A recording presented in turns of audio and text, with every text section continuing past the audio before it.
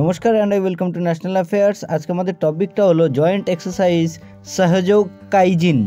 তো টপিকটাতে যাওয়ার আগে তোমাদের কাছে জিজ্ঞেস করবো একটা কোশ্চেনটা হলো where recently celebrated 33rd kite festival 2024। তো কমেন্ট সেকশনে তোমরা এর উত্তরটা করো, যার উত্তর সঠিক হবে তাকে দিয়ে দেবো একটা হার্ট ট্র্যাক, তাতে তোমরা বুঝে যাবে যে সঠিক উত্তর কোনটা, এবং আমি চেষ্টা করব এর উত্তরটা ভিডিও শেষে দিয়ে দেওয়ার। তো আজকে যে আমাদের টপিক তোমাদেরকে আগেই আমি বললাম, joint exercise Sahyog Kaijin between India and Japan coast guard. ভারত এবং জাপানের মধ্যে কোস্ট গার্ডের রিসেন্টলি একটা এক্সারসাইজ কন্ডাক্ট করা হলো। সেই এক্সারসাইজটার নাম হলো Sahyog Kaijin. Let me say it again, Sahyog Kaijin. এই এক্সারসাইজটি চেন্নাইয়ের কোস্টাল এলাকায় কন্ডাক্ট করা হয়েছে।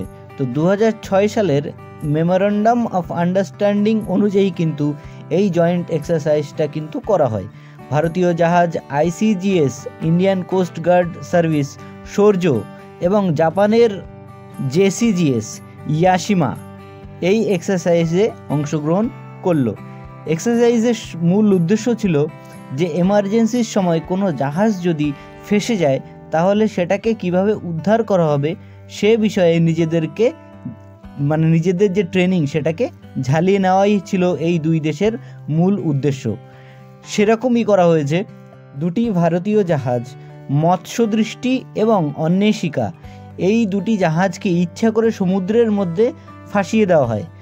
তারপরে আইসিজিএস এবং জেসিজিএস এই দুটো জাহাজ কিভাবে তাদেরকে উদ্ধার করবে সে বিষয়ে নিজেদের মধ্যে এক্সারসাইজটা কন্ডাক্ট করলো সহযোগ কাইজিন নামের এই এক্সারসাইজ দিয়ে ভারত এবং জাপান।